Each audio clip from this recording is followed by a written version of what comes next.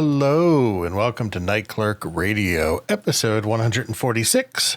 April new music, squeezing it in at the end of the month. Busy month in vaporwave. I don't know. What's going on, buddy? How you doing, Ross? I'm joined by Ross Payton. Everyone knows that, but Ross still says it every episode. Hey, it's Ross Payton. Nope, wrong podcast. Oh, shit. Hello, it's Ross. There you go. Yeah, doing pretty good. Last night I had a good night. I got with a friend, blazed it up, late 420 celebration, and watched 1980s Godzilla films. Nice. Including an open matte scan of Godzilla 1985. Oh, so like all the effect shots fucked up and stuff because they're scoped a little bit out of frame. A little bit. Yeah, it's a 1984 Japanese Godzilla film that they shot new scenes for and brought in. Raymond Burr was still alive, so they had him come in. Okay. And yeah, it's supposed to be like a direct sequel to the original Godzilla. He's there fucking things up, and so for him, yeah, it's great. And then we watched Godzilla versus Biollante. So okay, Biollante, yeah, very good. Exciting. And also just hang out with a good friend, and you know. Sure. Yeah, those open mats can always be interesting because, so, you know, a frame of 35 millimeter is not as wide as people are used to like thinking of movies. So they're matted, right? They're shot with some framing in mind, and then the rest is matted out. So open mat means you kind of see everything that's in that frame. And sometimes that can be stuff that was never meant for the audience to see. Like a famous version is the Pee-wee's Big Adventure. There's a bit where he pulls like a comical amount of chain out of the saddlebag on his bicycle to secure his bike. In the open mat, you can see the chain being fed up through the bottom. You can see the effect because it was never meant to be viewed that way. It wasn't shot that way. Yeah. Death Wish 3 is another one where it's very open mat. So everyone has like a half a frame of headroom because there's just like, it's like shot wide and lazy because it's a Canon film, but still shot for like a cinematic aspect ratio. So I almost said Charlton Heston's wrong, Charles Bronson. There's just like a half a frame, and like all the set ceilings are like 10 feet tall, and you can just see up to the top of them and everything. Yeah, it's pretty incredible. But yeah. Yeah, so, no, it's interesting because like a lot of fans have taken among themselves to get these, you know, remaining 35, the film prints of them and scan them and just put them up on pirate sites. And a lot of them like leave all the scratches in, and some of them are really banged up. Like there was just really just almost unwatchable in some places. But that's a part of the appeal at this point. Sure. So yeah, I'm starting to like dive into that and try. I need to get some more popular films and watch them open mat and see what I've missed all these years. Cool. Yeah. So an accidental shared shout out there to open mat bootleg films. Yeah. Because hey, it's new music. We start off with shout outs. I will go first, Ross. I'll start us off this time. I don't remember what we did last month, so it's fine. It's whatever. I have a smorgasbord of shout outs because I don't know what I felt like. I didn't have a theme like last time we did. I did bad movies. I want to start off with randomly like little off-brand for this show, but a Passenger Coffee, which is a specialty coffee roaster in Lancaster, Pennsylvania, near me. And I'm largely shouting them out because I've been doing their little subscription where you pay and they send you like a quarter kilo of coffee every however often you want, from weekly to monthly.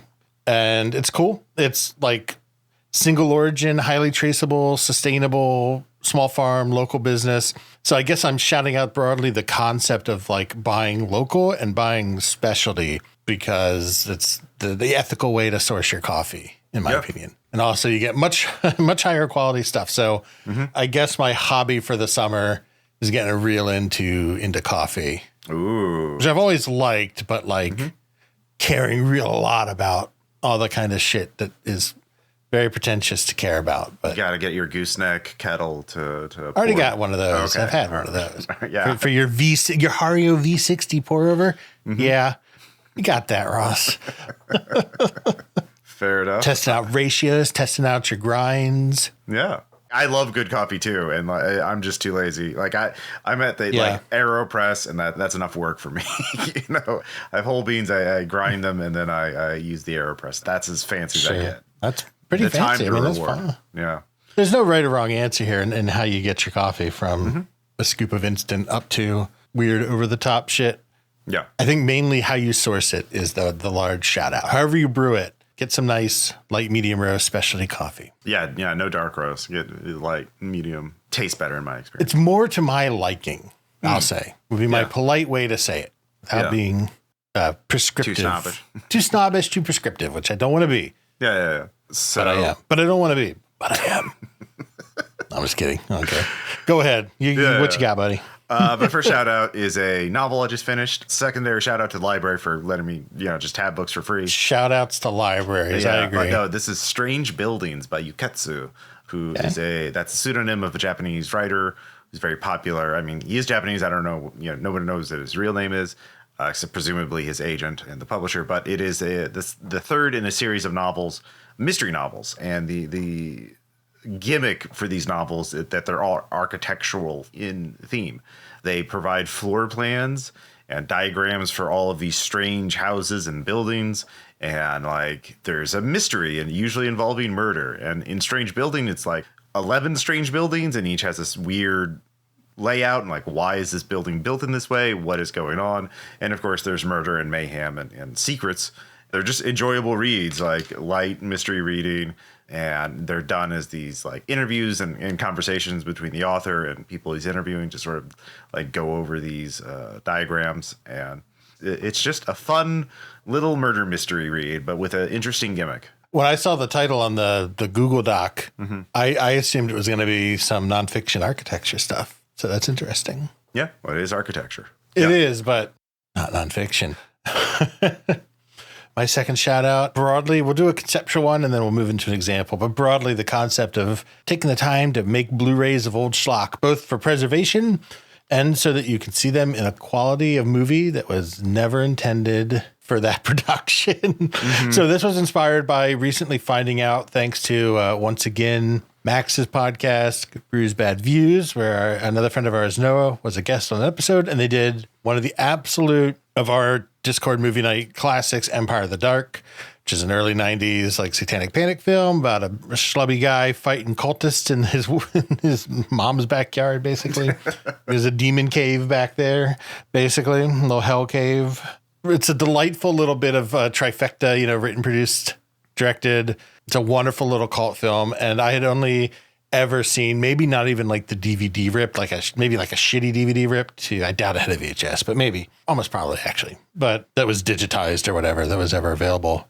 And I found out last year, got a Blu-ray.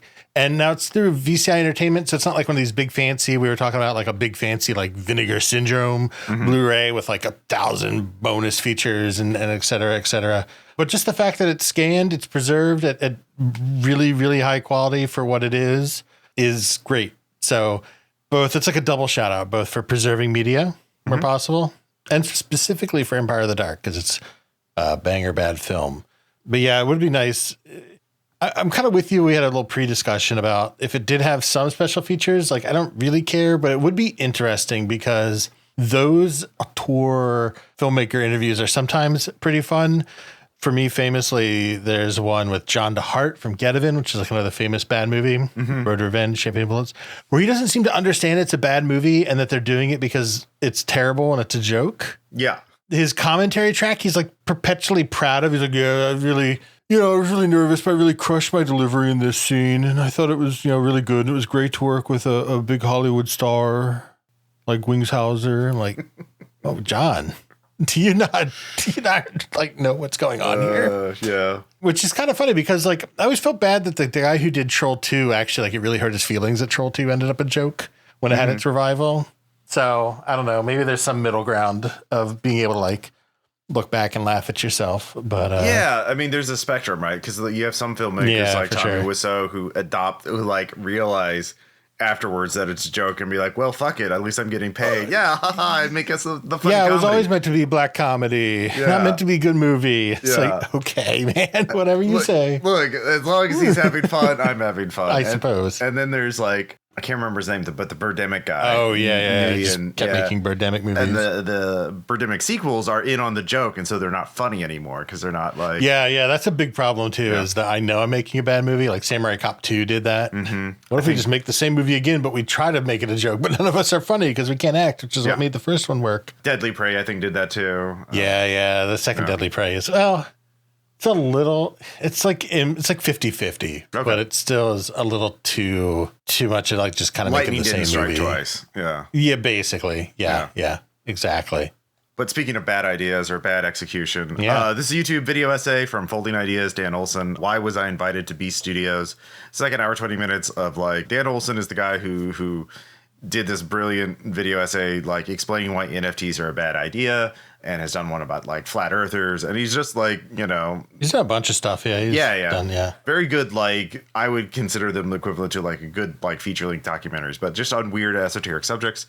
And Mr. Beast, the biggest YouTuber ever, invited him to Mr. Beast Games Season 2, along with 11 other YouTubers, including Doug Walker, the nostalgia critic. Nostalgia critic? Oh, my God. Yeah, and so they were there at the same time at the same place, and they kind of looked at each other and had an amiable chat, apparently. They were both two middle-aged men too tired to, like, get into a fight. They didn't give a shit. But, like, this whole thing is, like, Dan Olson trying to understand why Mr. Beast Productions would do this. Why would they spend thousands of dollars to invite him to this place?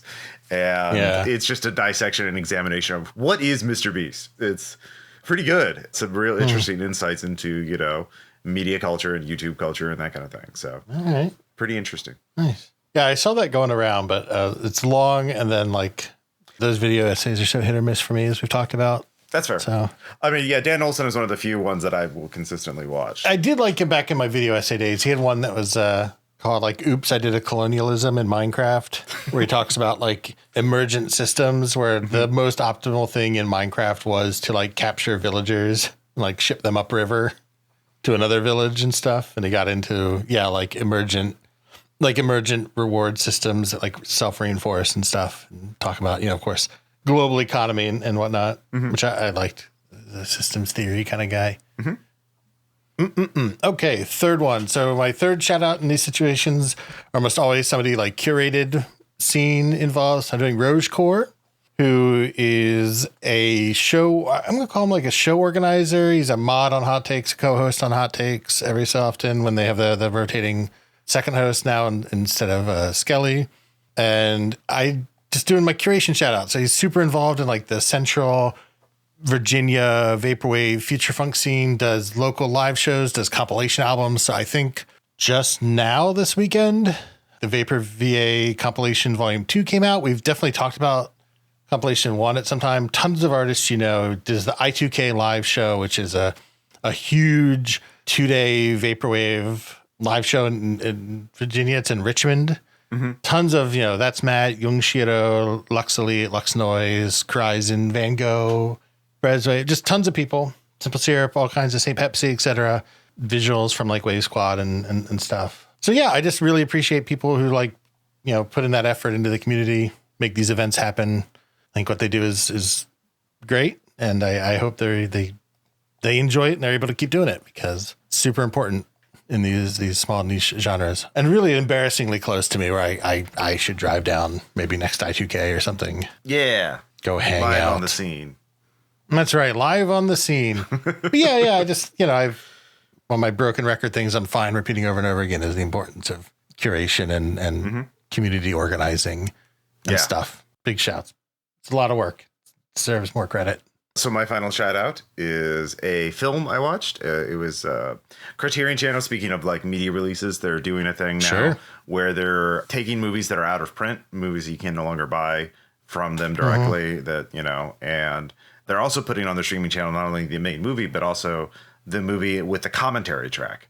And so they put this link of video, like Thomas Anderson once said that you don't need film school. You only need to listen to the commentary track for Bad Day at Black Rock to be a film director.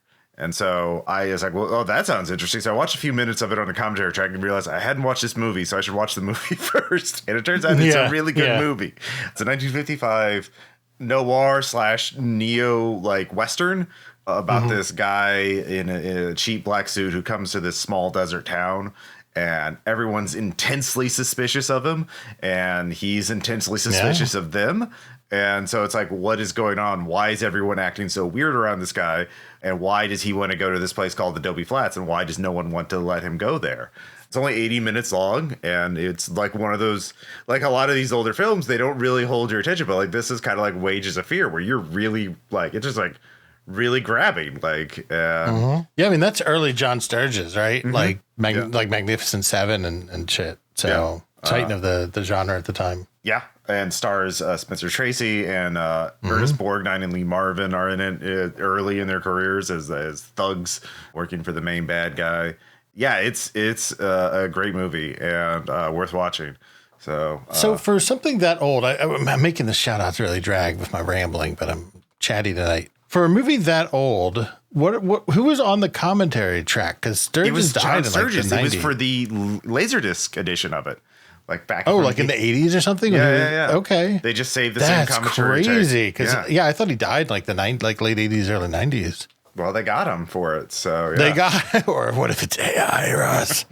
That's interesting. I guess those commentary tracks are older than I think of. Yeah, because of the Laserdiscs, right? The Criterion invented the whole idea of it. Yeah. For some of those Laserdiscs back in the 80s. Yeah, there's a couple others that I have bookmarked on the Criterion app. Like they have the one for RoboCop, so I need to watch that one because I've already seen RoboCop. I don't need to know the plot again. I've seen a RoboCop. It's true. So yeah, it's funny because I ran RPG session today for the RPPR patrons, and I literally just ripped off the plot for Bad Day at Black Rock, but in a zombie apocalypse. You hack. It's fine. They didn't. I figured no one. This is from 55. I'm Ross Payne. If I haven't seen it, no one's seen it. Yeah, it's only an Academy Award winning movie from the 50s. Yeah, no one's possibly heard of this thing. So they hadn't. So fortunately, I managed to fool them. They had a good time.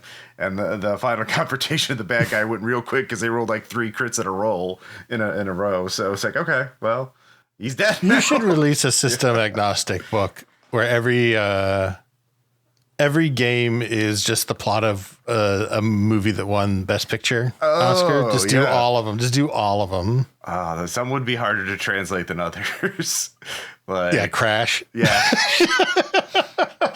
That's my go-to of making fun of Best Green Picture Book. winners. Yeah, Green Book. Yeah, that's true. Mm-hmm. That just makes me think it's an even better idea than I had originally thought. Because I've attempted to do that in movie night of just show every Best Picture winner. Oh, that's right. Yeah, you've threatened us with that more than once. I have threatened you with that. Well, there's some ones that haven't aged so well in there. There's some good ones. There's some long ones. And then there's some that are like, really?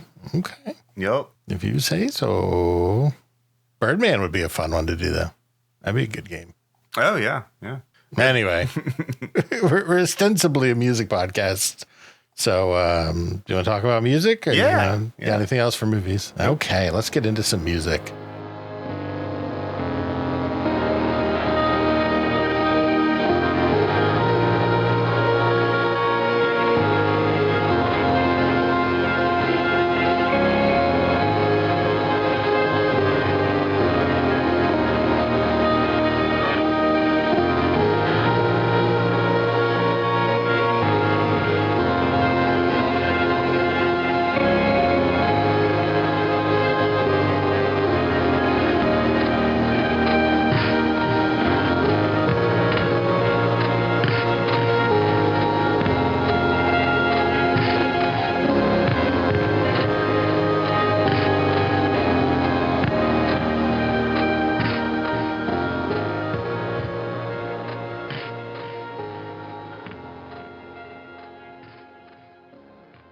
And that was a bit from track 4, Airwaves, off our first album, Lobit, our first album tonight from vaporwave artist Ecosystem.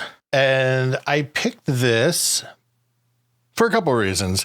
So it's one of the sort of the serendipitous picks where both the artist Ecosystem I've seen come up a bunch. So for this album specifically, I think I saw them like post on Blue Sky about it. And then when looking through like late night lo-fi, vaporwave, etc. tags for new music, I saw it and I was like, I just remembered the album cover because it's pretty distinct. You know, I like that like blue cyber punky cityscape going on. I think it's like 3 or 4 cities layered on each other. It's very yeah. It's just this big like map. It's almost got like a circuit board-ish kind of shit to it, like in the highlights on the streets and everything, like pathways and stuff. Yeah, it's really cool. They did it, credited as doing the art too. And then Bort Media, another shout out to a curator, also shouted it out. And I sort of realized I've been seeing this artist a lot. They've had like the past 6 months, I'd say, they've been releasing a lot. So I almost did their like Echo Jams tribute album in February. And then they had like a fun little Dick Johnson's Guide to Efficiency, which always stands out to me. First of all, because it's like one of their only albums in English with an English title instead of like a hiragana title, or katakana rather. And then it's just, this guy in a suit pointing at you to be efficient. And then on top of that, it was a nice counterpick to your album in terms of feel and mood and everything. So just ended up being a fun little pick from an artist we hadn't discussed. So the album itself, I picked one track that I thought like some of the more melody stuff was interesting. I'd say this is largely like a very slushy, broken transmission-y vaporwave. It's weird. It's got like several layers and like groups of tracks. There's like classes of tracks, which I'll probably talk about more than maybe individual tracks themselves, of which there are 13 if you count the 3 bonus tracks. So you should always support your artist on Bandcamp, because there's always extra goodies packed away on the zip files out of Bandcamp. So there's like a few tracks, I guess 2, that are just like 30-second little broken transmission, short little bursts. Track 1, which is what it opens with, like this phasery pulsing, getting you into it, like catching your attention.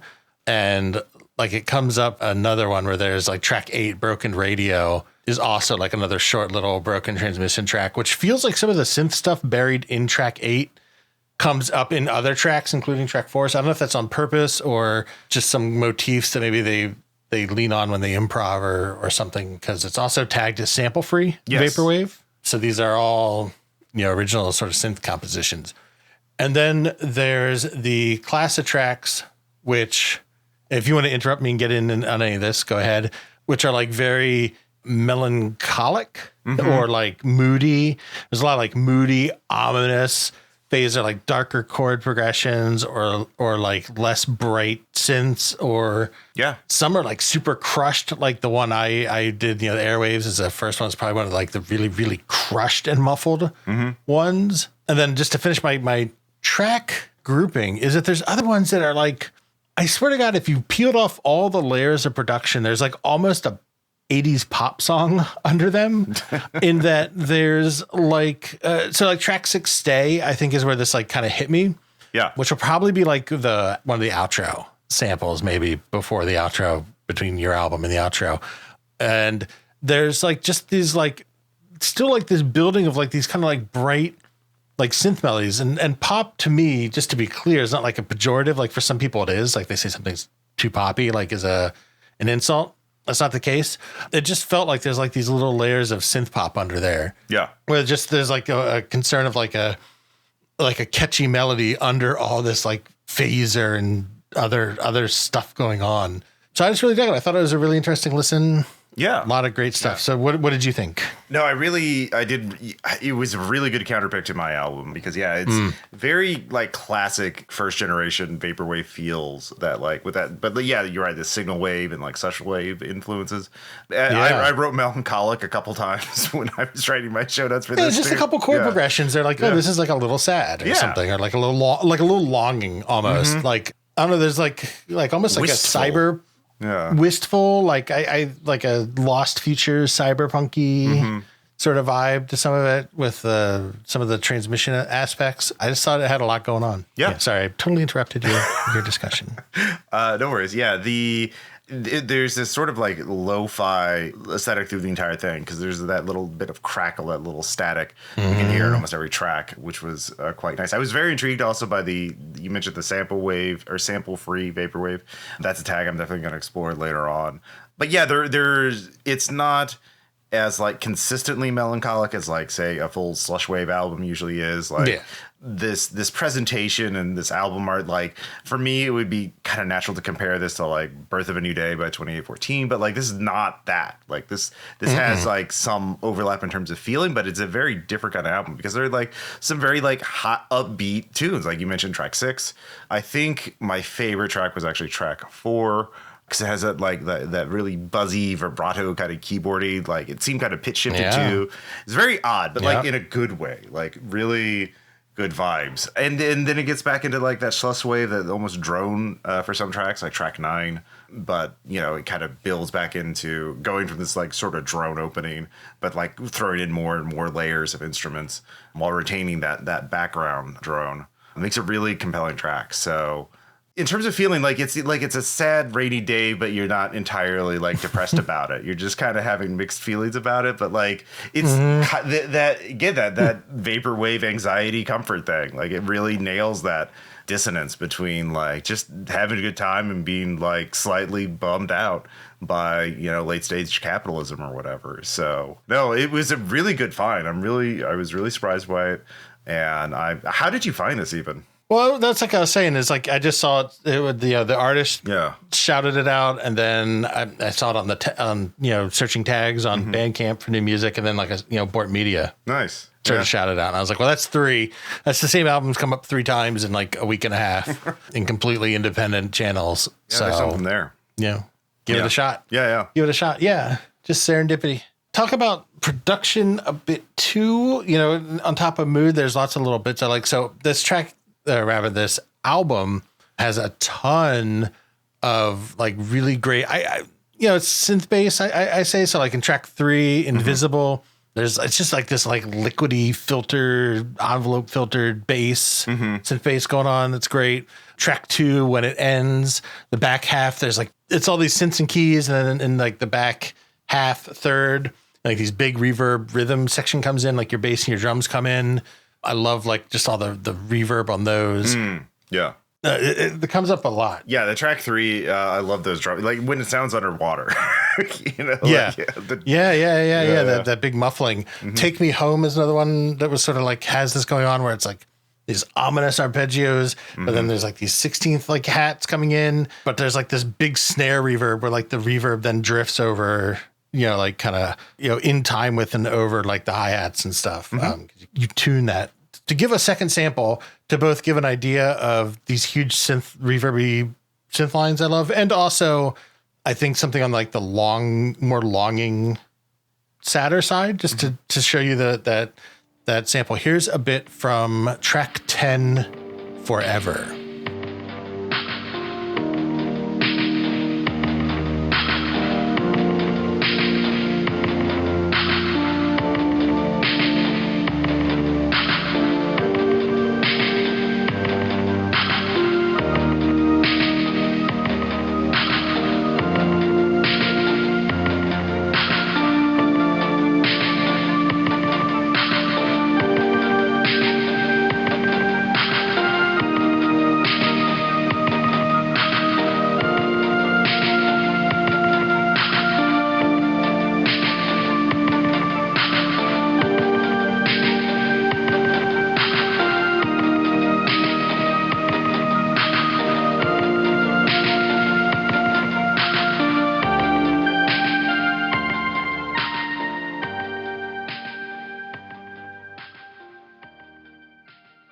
This just goes into this slower, sadder kind of mood, but I love this I just call it synth bass, these bass lines, this reverb. There's this big muffling on the drums, this big muffly reverb. I think this would be great. So if you were to just listen to this on Bandcamp, this would be your outro track. I think it does a fine job of that. If you pick up the bonus tracks, then it's kind of cool because the next one, Electric Cafe, almost goes back into that more fun, like slightly brighter synth. Some of these almost sound, again, not a pejorative, but like toy-like Casios and stuff. It was it reminded me a lot of like the kind of synth stuff I could produce on stuff I had as a kid, like those early Casio keyboards. It's really, really like that. But then, another chill track with track 12 Saturday Morning, and then Left Behind, track 13, the last of the bonus tracks, goes back into this like ominous phasered, darker, longing tone. So it's almost like a second outro, like a coda kind of on that mood of an outro. Yeah. Track 11 again was really good. Really, it's like synthesized woodwinds. Like, it was great. Yeah. Yeah. Yeah. Very fun. Yeah. Super fun. And just for completeness, because there's kind of another mood in some tracks I really liked were track 5 and 7, which were Algorithm and Falling Stars, respectively. And I liked these because they felt like TV Guide or Weather Channel transition tracks almost, like that, not jazz, soft jazz. Like they don't have any like the saxophone instrumentation. You know, it's not like the classic vaporwave, like I don't know, like Dave Sanborn samples or whatever. But it just felt like it felt like menu transition music. And I really liked that mood too. Menu music is like an underappreciated. Menu music is good. It's underappreciated. You're right. It's so funny. I've been doing this for 5 years. And I talk about all this stuff, and I still feel like I'm insulting this track. Like, yeah, you sound like menu music. I don't know. Like, I'm so ingrained with, I don't know, like the previous 40 years or whatever of talking about like serious jazz and pop and blah, blah, blah, blah. That it still feels like all the stuff that hit these great feels, these great moods, this awesome production. And I can't get over this like internal feeling of like, this is not how you talk about music, but it should be, and it is. And I really like this album. I think somebody should check it out if you're interested in that sort of slushy, sample-free, vaporwave, late night lo-fi mood music, late night mood music. And Ecosystem is an artist. If you like them, they've been putting out a fair bit recently. Like I said, that Echo Jams tribute album from February was also really, really good. So I think there's a lot there for someone to check out. I feel like I could do a whole thing now on just menu music. Like it's such a nuanced genre of song. You can't be too boring, but it can't be too interesting. It has to be able to loop flawlessly. It has to give this certain very sense of scene, the mise en scene of the menu music, you know? But yeah, no, I agree with all that. I love that people are making really good sample-free vaporwave this year. That like it's man, yeah, this album's great. Yeah, I'm definitely gonna dig through some more Ecosystems albums, see what else I've been missing.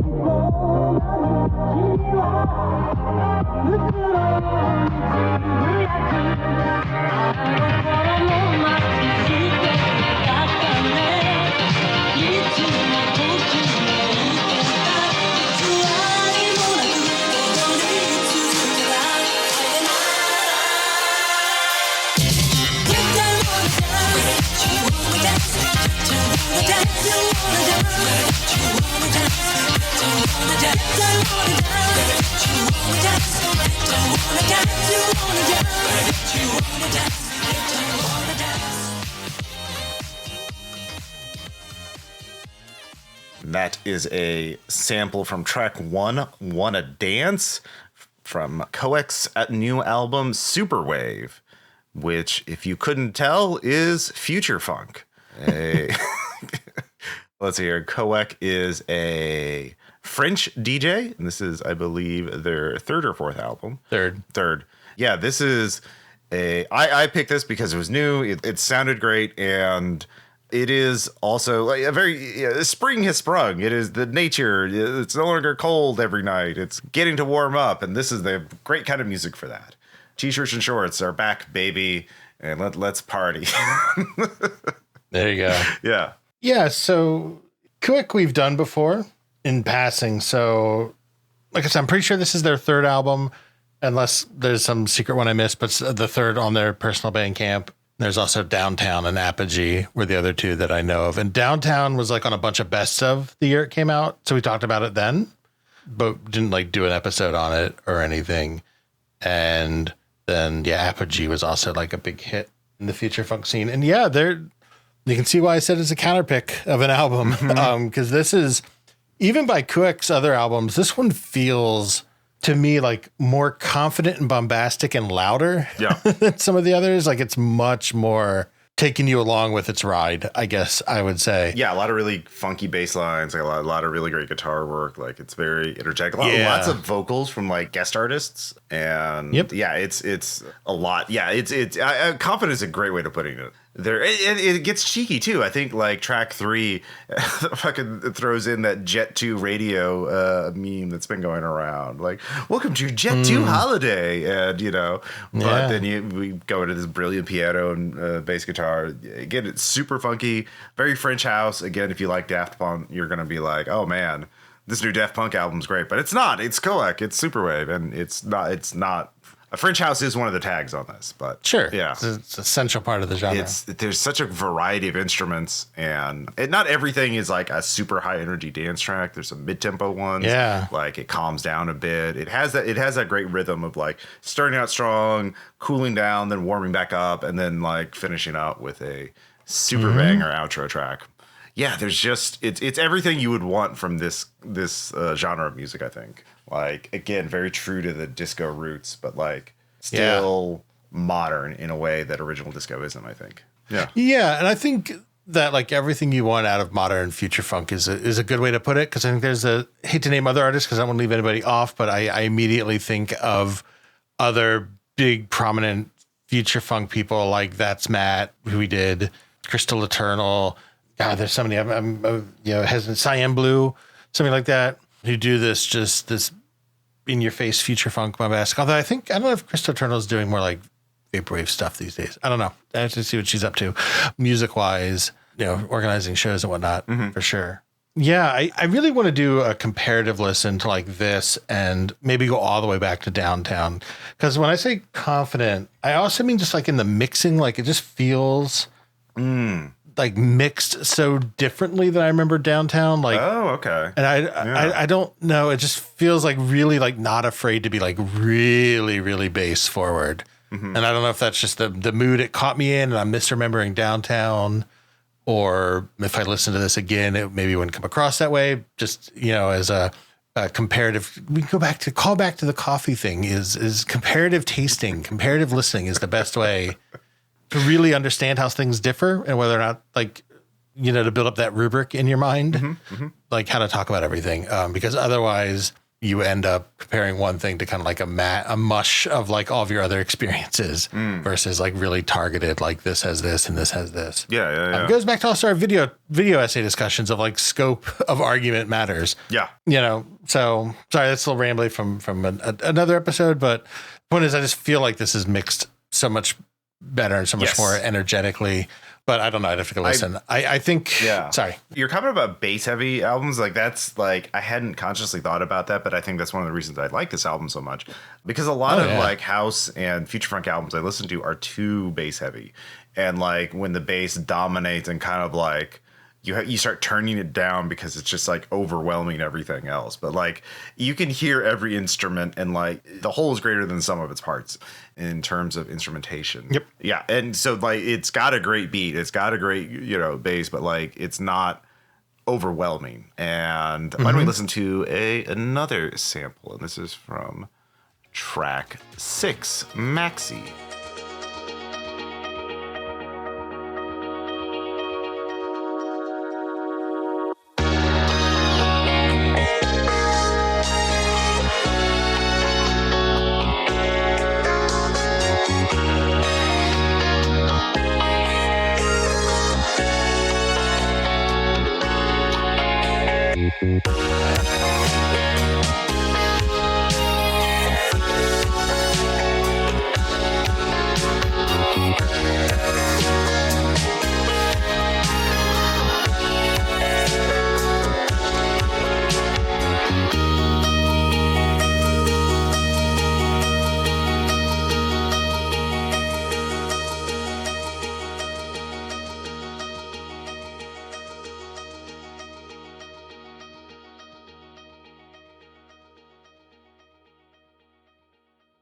And I really like that sample because sort of in the middle of it gets kind of slowly builds up and then turns into this full disco banger, especially in the last minute of the track. So, and there's like, I think I heard cowbell in track 4, which is great. And track 4, Overshare, featuring Pina Cola.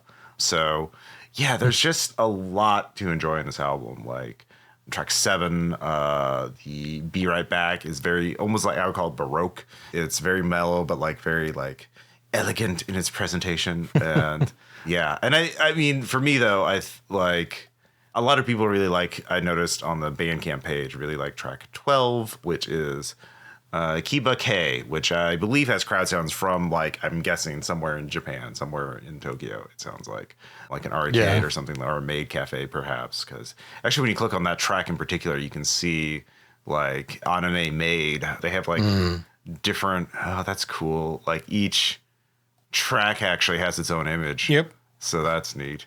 Yeah, the YouTube version of this has a bouncing DVD menu kind of logo of the album. So very fun little visuals. But I think for me, like I re-listened to this album right before we recorded for like, fifth or sixth time, and the in track is so iconic for me. Ever Dreamer. It just really feels, it's like, oh fuck yeah, future funk at the end. Like very compelling. Love the radio sample dropped in, and it's just it's great. Yeah, so that was Ever Dreamer was one of the two that got a promo music video like almost a year ago. That and Your/Mine being the other one, like a year ago, kind of 6 months ago, then the release. So they did some like promo singles because they're about a year and change between albums. Oh, okay. So definitely one that I think also just had a lot of pre-release hype going in. Oh, dang. So kind of talk about a few things. So number one, I was glad that track 6 was your second sample, because this 5, 6, 7 block of Breathe or Breath, I don't know, whichever, Maxi and Be Right Back. Like I would fuck with a whole album of nothing but this like future funk-ish vibe. It's like that right mix, like Aryan driving. It's instrumental. Yeah, because sometimes like the vocals I'm not always into in this genre, but I think it's really embracing that spectrum between like hypnagogic and vaporwave and future funk, and like, because they have such an odd history of how these genres evolve, and when people started calling different things, different genres and whatnot, and kind of embracing that like shared history or whatever is maybe how I think about it, and bringing in other elements, even just for a few tracks. Like I would love like a whole album of that, and if people do that, I would love recommendations or to be pointed towards more of that. Because then it's right back with track 9 Poolside to be like, okay, we're back to having fun. We're back at the party. Yeah. So that track 12. Mid-tempo future funk. Yeah. All right. Yeah. Mid-tempo. I don't know. Like, that's true. So many of these electronic genres, tempos, like the primary differentiators. So I don't know. Maybe we'll come up with a different term. I mean, like Baroque future funk, like track 7 would be. Future Baroque. Yeah, future Baroque. Yeah. There was like this Italian group in the 80s called Rondo Veneziano, and like they did this thing where like they wore silver robot mask while doing like chamber music that was like also house music. Yeah, it's wild. They so I would dig more of that stuff. I think they're still around even, or at least they've been they've done a whole thing. It's a whole thing, but yeah. Okay. Something like that. I'll send you a music video after that basically the algorithm recommended me one, and I was like, oh wow, this is crazy. I've never seen this before, but yeah. Throw it in the show notes for people. Yeah, interesting. I'm not familiar with it because the down tempo stuff, it's definitely a preference that I'm never going to escape. I don't think so at this point, without like a massive change in personality and whatever, but like another track 13 Shadow Play was also down tempo. And I really, really like that track as well. I think those 4, on the lower side are really what did it the most for me. But like, I really do like a lot of the production. It's funny, for as much as I don't listen to drum and bass as a genre, the drum and the bass, that rhythm section, I think it's just because it's the part of music that I'm most familiar with in terms of like instruments I know about. Does tend to be where my ear latches onto, and I do. This current wave of, I don't know if you hate to say like future funk revival. That's not right. But there's more of these artists I'm getting into. Like it's a personal revival of like getting back into the genre. Yeah. It has so much fun production. Like sometimes it's a bit much. Like some albums like have that like really pulsing side chain. And like that that doesn't always work for me. Like that can be a bit much.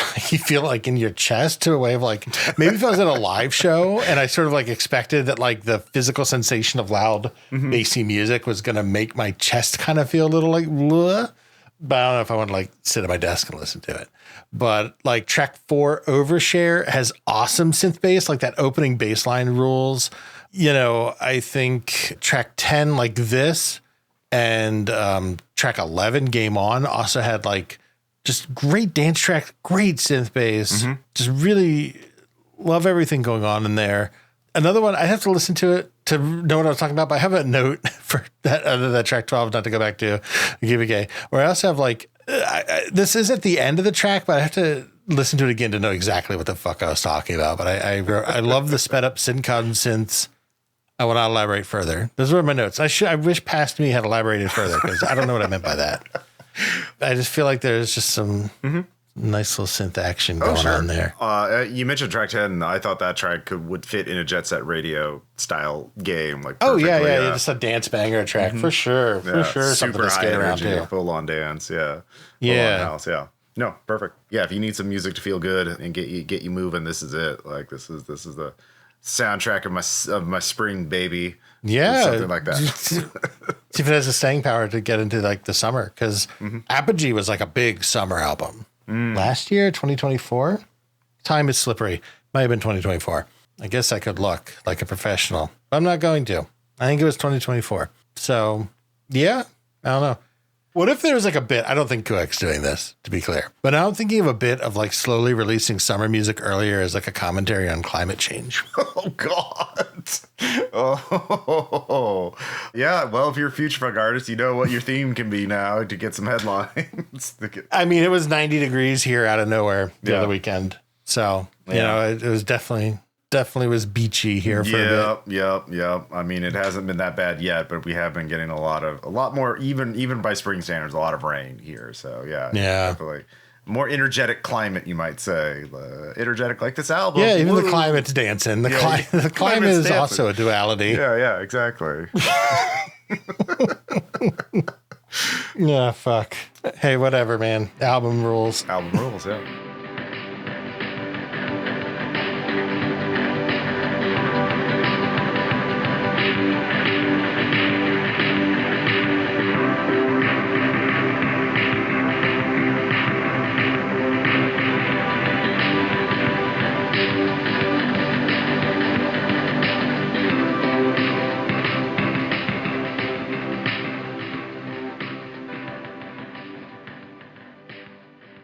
Thank you so much for listening. It's always fun to explore the duality of our musical preferences and tastes. And I hope we gave you 2 albums to check out as we head into summer.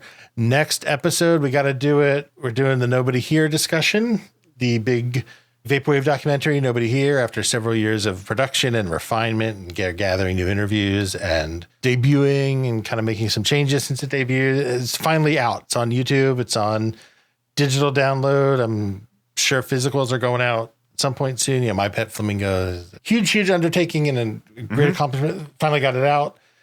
And we're going to talk about it. You know, how do you not do an episode about it? I thought about maybe waiting a while and letting like some of the SEO cool off, because I always feel like I hate to feel like I'm SEO chasing, but I didn't really like tweet about it or anything. Although it is, spoiler for the next bit. It is good. It's interesting and it's good. Yeah. So I think that'll be fun to talk about and dig into.